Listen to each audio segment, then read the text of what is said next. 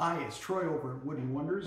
Today what I'm going to do is take this black walnut slab, which was terribly crooked and unlevel, and turn it into a flat piece of lumber ready for making coffee tables, etc. out of by using my 20-inch helical Grizzly planer.